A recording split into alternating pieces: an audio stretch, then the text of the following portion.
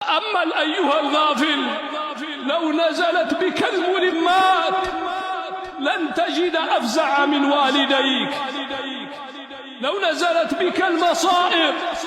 لن تجد أقرب من والديك، لو حل بك المرض لن تجد أرحم من والديك، لو استقذرك الناس من يواسيك مثل والديك، لو اشتد بك الوجع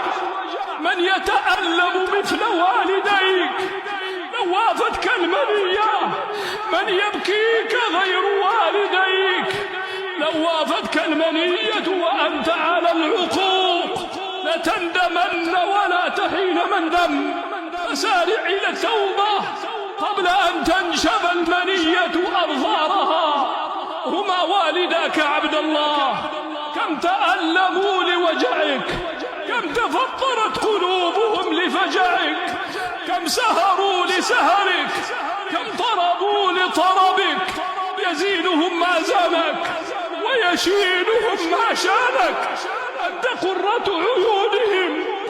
أنت تاج رؤوسهم، أنت فلذة أكبادهم، ثم يجدانك بعد هذا للمعروف جاحدا ولفضل